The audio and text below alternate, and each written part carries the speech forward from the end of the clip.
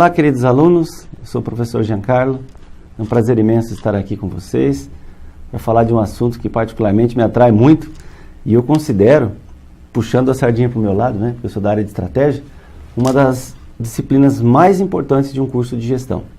A gente sabe muito bem que as pessoas se formam em administração, em economia, em ciências contábeis e muitas vezes vão atuar em áreas táticas operacionais. E o pensamento estratégico é o que faz a grande diferença, até para a sua própria carreira profissional, para o seu desenvolvimento pessoal. O planejamento estratégico ele tem que estar presente na nossa vida. Aliás, ele é presente, muitas vezes nós não percebemos. A natureza nos mostra isso. Quando a gente observa os pássaros que migram de um hemisfério a outro, a gente observa um grande planejamento. Primeiro, eles se alimentam muito para conseguirem migrar de um hemisfério ao outro.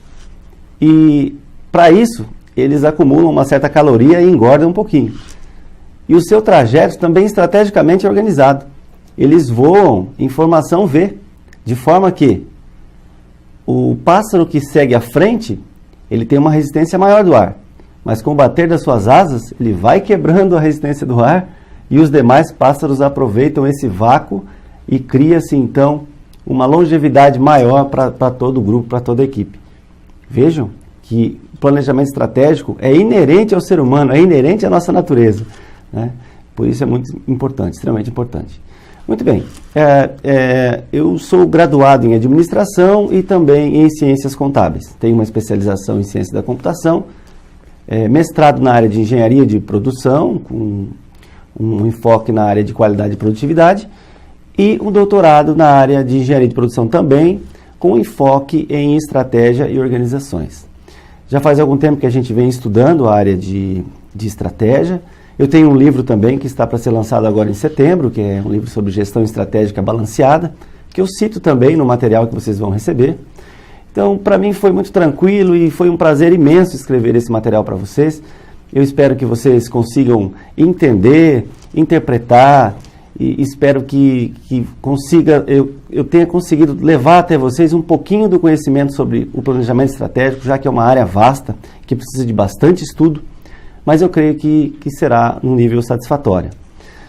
Eu preparei uma ideia de organização do material, são 3 unidades, né? Sendo que a primeira vai trabalhar os conceitos mais teóricos do planejamento estratégico, os conceitos básicos, iniciais, elementares, e isso é extremamente importante porque muitas vezes dizem, puxa, isso é teoria, na prática não se pratica dessa maneira, na prática muitas vezes é um pouco diferente, mas a gente tem que entender que toda prática é embasada por alguma teoria.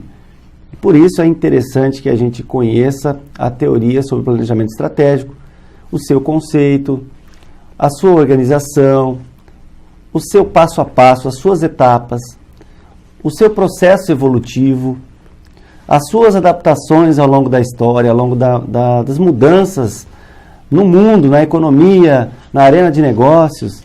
É extremamente importante a gente conhecer esse avanço, essa evolução, para que a gente possa, no segundo momento, passar para o estado da arte. Quando eu digo estado da arte, é o entendimento das melhores práticas possíveis de uma determinada teoria. E, enfim, a gente possa apresentar um modelo prático de fácil aplicação, de fácil entendimento.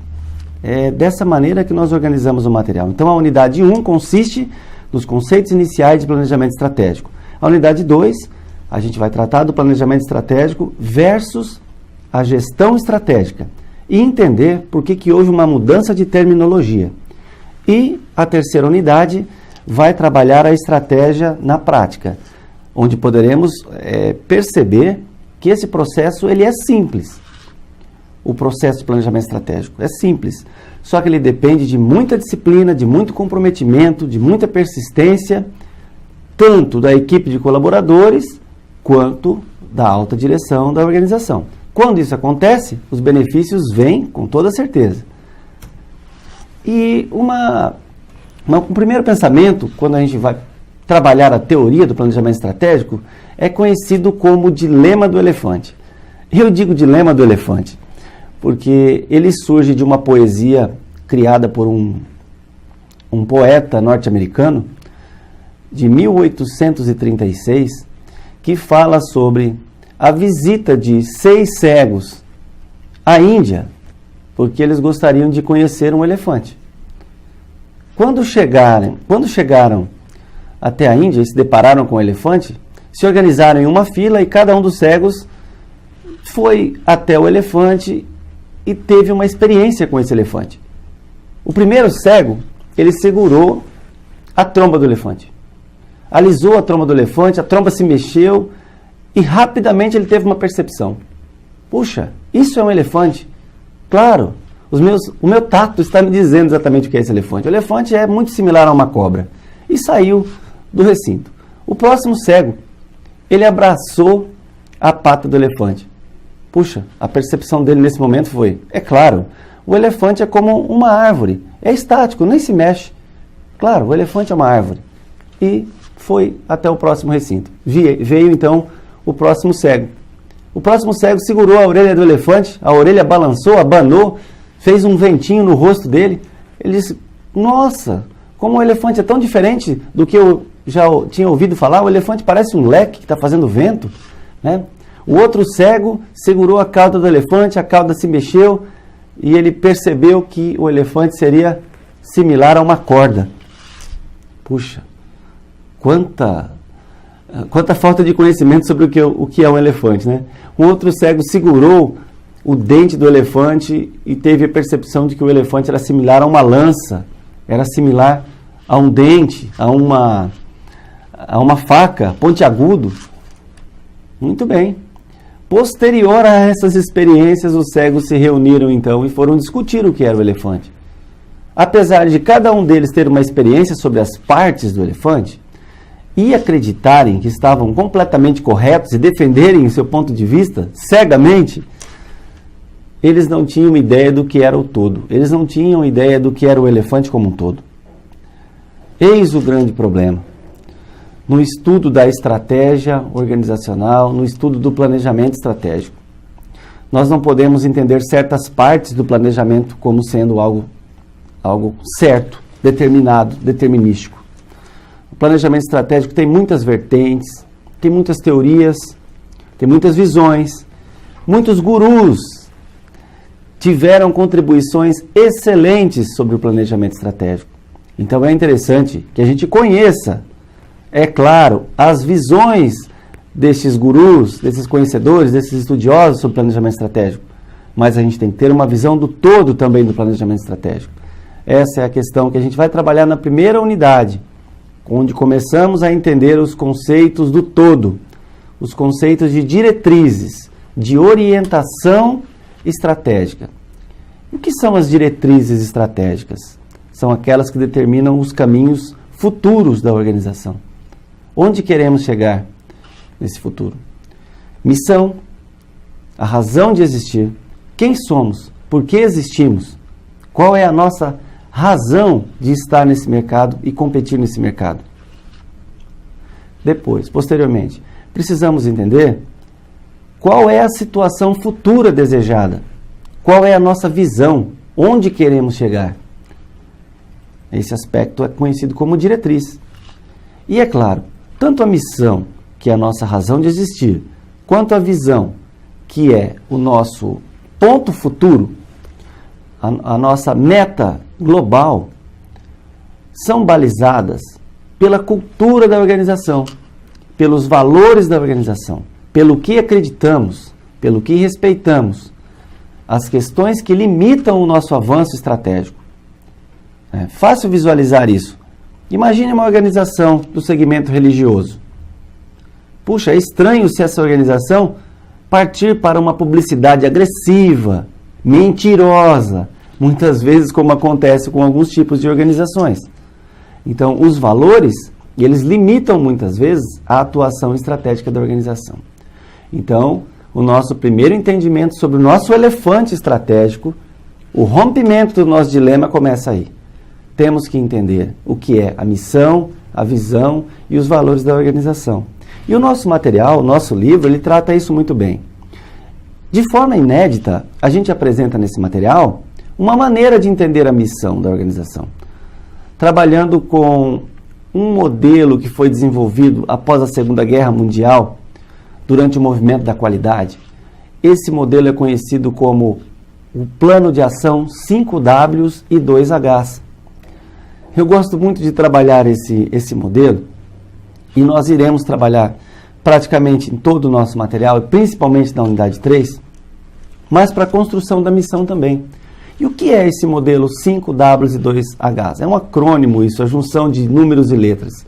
Os 5Ws representam 5 Ws. O primeiro W, what, ou o que. O que fazemos, o que pretendemos fazer, o que queremos desenvolver em termos de produto, de mercado, de serviço. Na nossa missão, a gente precisa estabelecer. É necessário que se defina na nossa missão o que pretendemos fazer. O nosso segundo W é why. Por quê? Por que atuamos nesse segmento? Qual será o nosso diferencial? Por que temos que atuar nesse segmento? O nosso terceiro W é o where. Mas onde? Onde atuamos? Em que mercado atuamos? Em que região atuamos? É de forma regionalizada? Nacionalizada? Internacionalizada? Qual é a nossa perspectiva de atuação? Em que cenário vamos atuar? Em que segmento vamos atuar? É o nosso where. O nosso outro W é o when, é quando. Mas qual é a nossa experiência? Há quanto tempo estamos atuando nesse mercado? Quando devemos atuar nesse mercado? Né? E o nosso último W, que é o who. Mas quem? Quem é nosso público-alvo? Quem pretendemos atender? Quem precisa dos nossos bens e serviços? Então, de forma inédita, quando eu digo isso, porque no meu livro, que tem um lançamento em setembro, que é o livro de Gestão Estratégica Balanceada, a gente adota a metodologia dos 5Ws e 2Hs para o desenvolvimento da missão. E a gente utilizou isso também no material de vocês, para que a gente conseguisse facilitar o entendimento da missão. Com a nossa experiência de trabalho, né, estou atuando aí no mercado também há muitos anos, visitando empresas, trabalhando em pós-graduações, dentro das organizações, avaliando as missões das organizações, a gente percebe missões muito fracamente desenvolvidas, missões que representam muito pouco daquela instituição. E quando a gente utiliza um modelo como esse, dos 5Ws e 2Hs, a gente consegue um entendimento um pouco maior. Os 5Ws eu já expliquei. E os 2Hs, professor, o que será que é? Nós temos o primeiro H, que é o how, que é, mas como desenvolver essa missão? De que maneira? Se a nossa missão é oferecer sapatos infantis de qualidade, de grande conforto ao público infantil, puxa, mas como desenvolver esse produto dessa maneira? Nós temos uma seleção de passos, muitas vezes, né? Com valor agregado, é uma questão que pode ser adotada nesse como, com um alto índice de qualidade, respeitando o meio ambiente, com responsabilidade social. Isso é o como devemos fazer. É o nosso primeiro H. E o nosso segundo H é o how much. E quanto? Mas quanto custa isso? Qual é o custo de atender, de ter uma missão gloriosa? Qual é o custo?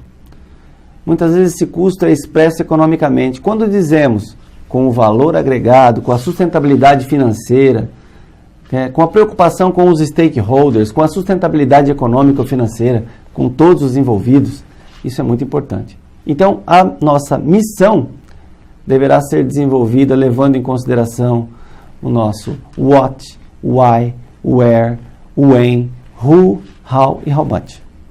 É assim que a gente apresenta isso logo na primeira unidade desse livro. Na sequência, a gente vai estudar a visão, que é o nosso ponto futuro. A visão é um objetivo macro, e todo objetivo deve iniciar com um verbo que vai denotar uma ação. Então, é uma meta futura. Ser reconhecido como líder no mercado de educação à distância. Puxa, olha que bacana. Isso é uma visão, né? E a gente vai estudar dessa maneira também no material que é posto. A visão estratégica é o passo inicial para o desdobramento das ações estratégicas que vão levar a organização ao alcance dos seus desejos. Essa é uma questão extremamente importante.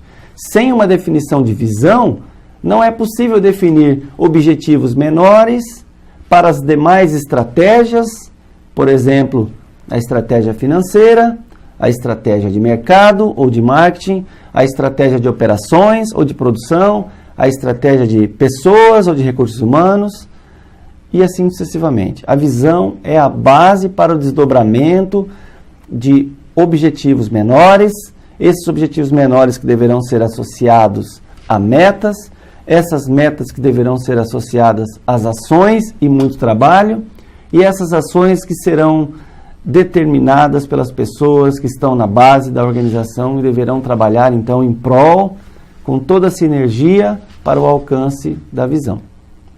Peter Drucker diz assim: a estratégia garante que a coisa certa seja feita e a atividade operacional garante que a coisa certa seja bem feita.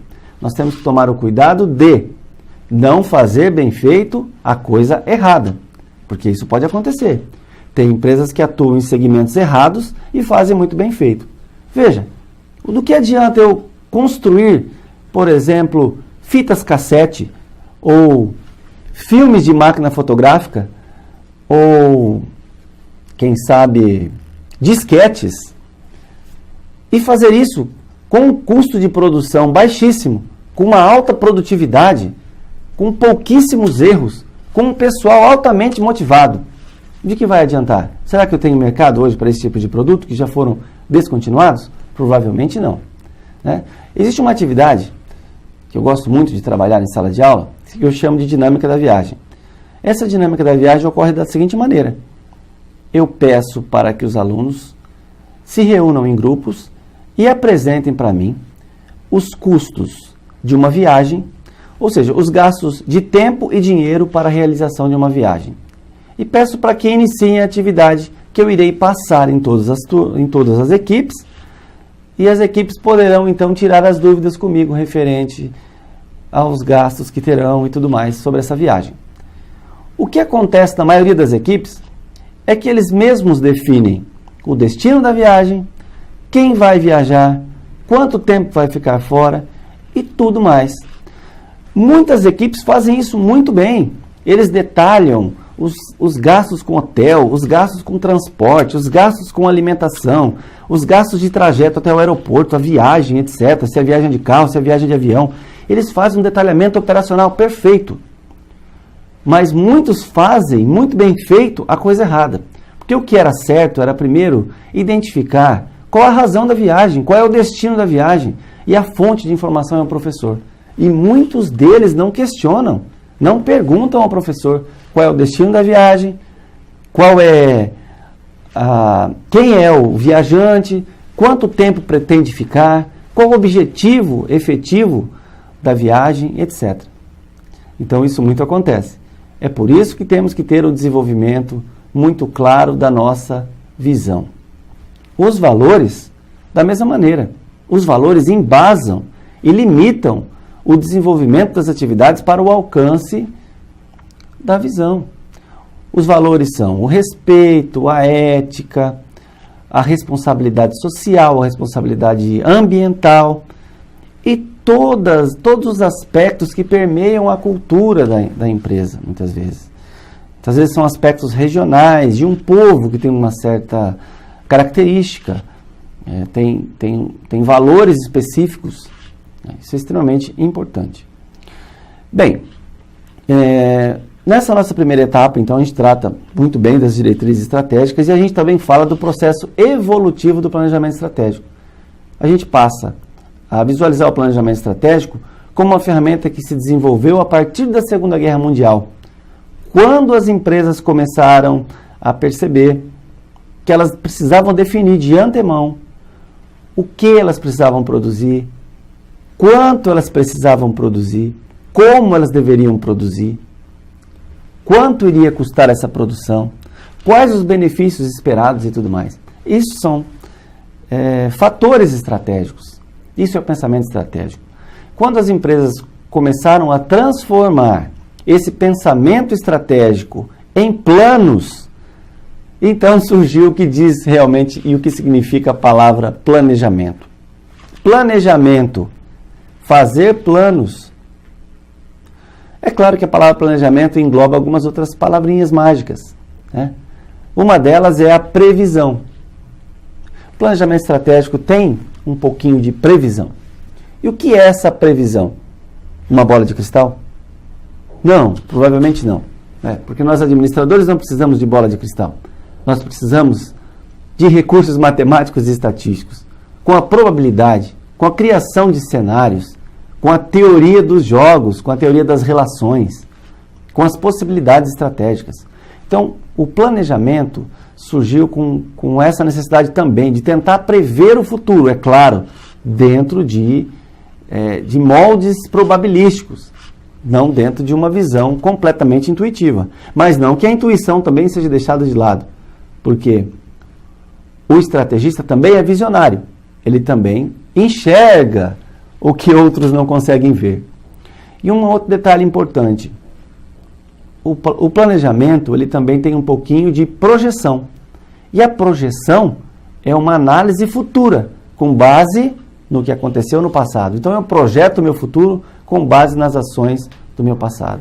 Existe uma tendência de que nos meses de junho e julho a queda de produtos que são mais vendidos durante o verão ocorram. Claro, isso é uma projeção, basta eu avaliar os anos anteriores e observar que a demanda por determinados produtos é inferior nesses meses do ano. Puxa, eu consigo projetar, então, para o próximo ano, qual é o percentual de queda ou de crescimento que eu terei desse produto. Então, o planejamento tem também a questão da projeção. Isso é extremamente importante. E aí a gente vai avaliar que, a partir da década de 50, com o movimento da qualidade, da década de 60, o planejamento estratégico vai evoluindo. Na década de 60 surge uma ferramenta extremamente importante, e vamos utilizar muito no nosso material, que é a conhecida análise de SWOT. Né? O primeiro S, SWOT, que significa Strength ou força, ou análise das forças. O W do SWOT, que significa weaknesses, que são as fraquezas, então é o estudo das minhas fraquezas. Então veja, estudo das minhas forças e estudo das minhas fraquezas. Estudo das minhas potencialidades e estudo das minhas falácias. Estudo do que eu sou bom e estudo do que eu tenho que melhorar e deixo a desejar. E também no SWOT nós temos o O de Opportunities, que é o estudo externo da organização, das oportunidades que surgem, que não dependem muitas vezes da minha gestão, mas estão no ambiente. É o estudo das oportunidades. E é o nosso T de Threats, que é o estudo das ameaças. Então, no nosso material, também a gente vai estudar um pouquinho sobre a análise SWOT, que surgiu na década de 60, pelo grande guru Albert Humphrey. E, posteriormente, na década de 70, surge pelo Boston Consulting Group a matriz BCG, que lembra Boston Consulting Grouping, que é uma análise de portfólio, que é uma análise de ciclo de vida de produtos, aquele produto que se destaca na minha organização, é o produto vaca leiteira, é aquele produto que me sustenta, é o principal produto, é aquele que me dá condições de me manter no mercado. Eu também tenho o produto estrela, que é aquele produto que está sendo lançado, que tem uma potencialidade de crescimento muito grande e que futuramente será a minha vaca leiteira. E eu tenho também meus pontos de interrogação, que são aqueles produtos que poderão, é um ponto de interrogação, mas poderão se transformar em uma estrela, estão sendo pesquisados, estão sendo desenvolvidos, a inovação está aí para isso. E também o meu produto animal de estimação, o meu cachorrinho ou o meu abacaxi, que é aquele produto que eu gosto muito dele, que já um dia sustentou muito a minha organização, mas que hoje já não traz tantos lucros, mas eu costumo manter para que eu consiga atender uma parcela de clientes e tudo mais, mas é um produto que não me dá uma margem muito interessante. Então, na década de 70, surgiu então a matriz BCG. E a gente vai avaliar isso no nosso material ainda na unidade 1. E ainda temos a análise das 5 forças de Porter, também dentro de um processo evolutivo, no final da década de 70, que é o estudo da concorrência, é o estudo dos clientes, dos fornecedores, dos produtos substitutos e da potencialidade de entrada de novos concorrentes, dos novos entrantes. Então vejam como é vasto o estudo sobre planejamento estratégico, como é importante o estudo do planejamento estratégico para um administrador, para um gestor, para um economista, para um contador, ou seja, para todos que estudam gestão organizacional. A partir desta evolução, a gente chega ao declínio do planejamento estratégico. Veja, declínio. Professor, o senhor está ensinando o planejamento estratégico e vem dizer que o planejamento estratégico entrou em um declínio? Sim. O Jack Welch tem um livro que conta a história da vida dele. Nesse livro ele fala sobre isso. Que quando ele assumiu a General Electric no início da década de 80, a primeira providência dele foi extinguir o departamento de planejamento estratégico. Puxa, porque planejamento estratégico se transformava em um elefante branco dentro das organizações. Né? Porque o planejar se tornou algo maior do que a própria organização. Nossa, mas o que aconteceu, professor? Que mudança foi essa? A mudança, na verdade, foi ambiental. A mudança foi da dinamicidade do mercado. O mercado se transformou em um mercado crescente, dinâmico, veloz, de tecnologias que mudavam rapidamente, ciclos de vida de produto muito mais rápidos, o que causou uma mudança naqueles planejamentos que levavam 20, 30 anos para serem executados.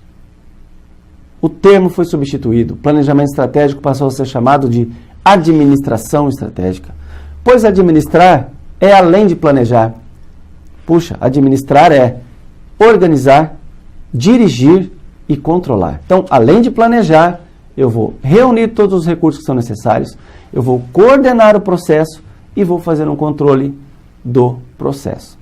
E aí outras metodologias vêm surgindo ao longo da década de 80 e da década de 90. Né? Lá no início da década de 90, um artigo desenvolvido por Robert Kaplan e David Norton dá origem a uma das ferramentas estratégicas mais difundidas contemporaneamente no mundo da gestão estratégica. O Balanced Scorecard. Balanced de balanceado e Scorecard de cartão de resultado balanceado. Ou seja, uma medição balanceada da estratégia. Muito além de um planejamento estanque, de um planejamento para 10, 15, 20 anos. Mas um estudo diário do que é necessário para balancear as estratégias funcionais da organização.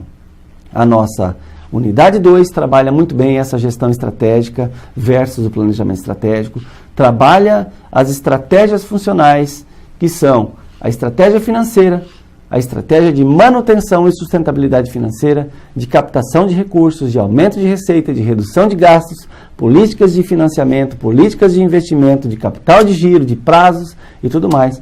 Essa é a estratégia financeira.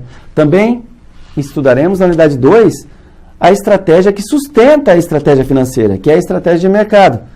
Ora, satisfação dos clientes, captação de novos clientes, retenção dos clientes existentes, manutenção da nossa marca, expansão da nossa marca, criação e expansão do market share, da participação do mercado. Então, esse estudo balanceado é extremamente importante. Veja que sem a estratégia de marketing, a estratégia financeira sofre.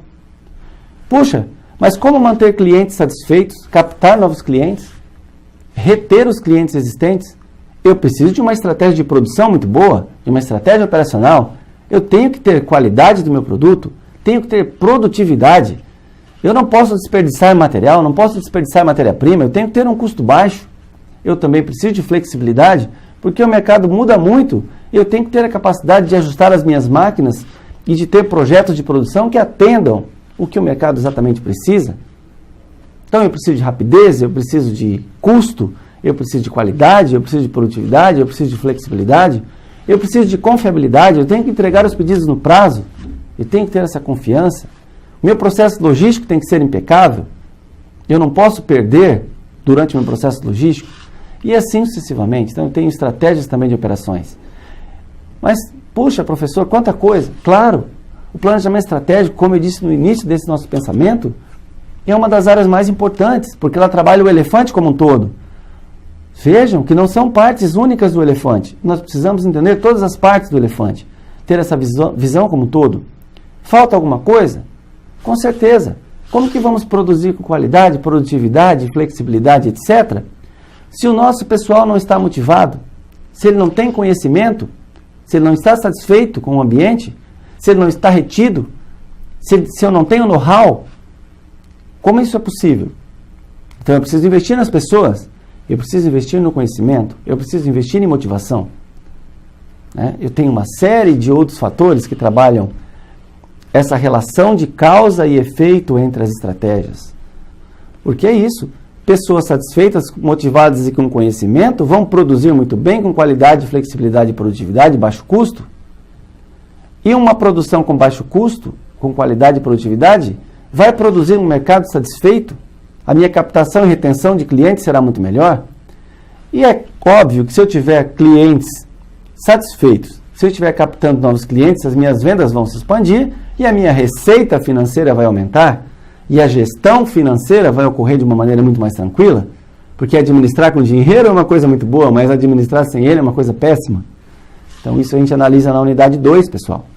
A unidade 2 do material trabalha essa questão muito fortemente. E a nossa unidade 3, para fechar com chave de ouro, o nosso material, apresenta o passo a passo do desenvolvimento de tudo isso que nós falamos até o momento.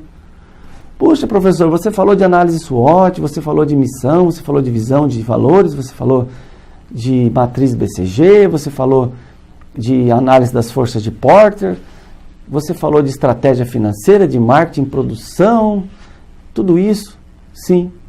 A nossa unidade 3, ou o capítulo 3, trata o passo a passo de tudo isso. Desde a formação da equipe estratégica, quem deve participar do planejamento estratégico da organização ou do processo de gestão estratégica?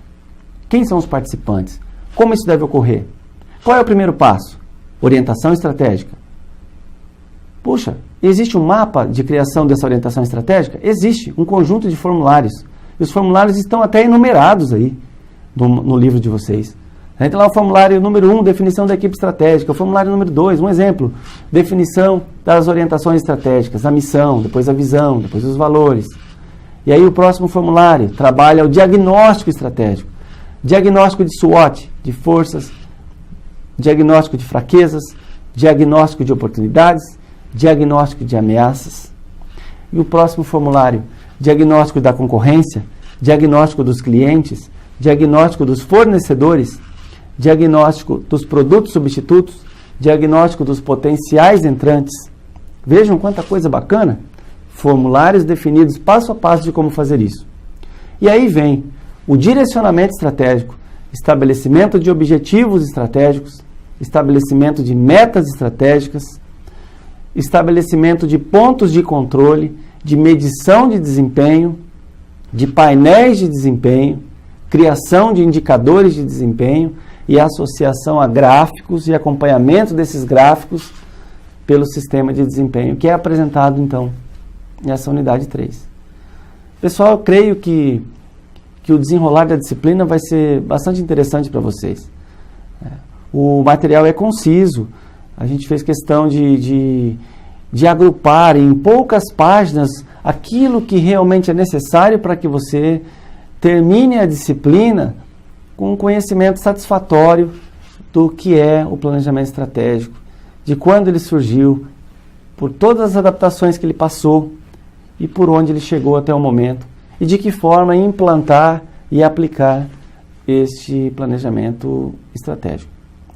Foi um prazer poder conversar com vocês, bater um papo com vocês sobre o material que a gente desenvolveu com o maior carinho do mundo. Eu espero que vocês aprendam muito com esse material, que vocês trabalhem bastante com o professor que estará com vocês, desenvolvendo as atividades e o desenvolvimento da teoria, do conhecimento. E me coloco à disposição de vocês também. No material que será oferecido a vocês, tem aí o meu e-mail, né? Giancarlo Luca, que é o meu nome como se escreve, @hotmail.com. E é isso, pessoal. Muito obrigado e até a próxima.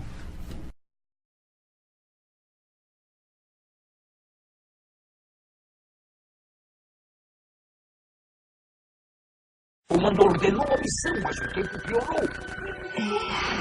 É claro. Nós seremos capazes de construir isso. Gente, vamos voar para fora daqui. Como é?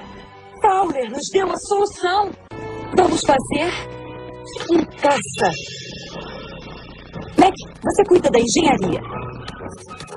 Bebs, fabricação. Fowler será o conselheiro-chefe de aviação.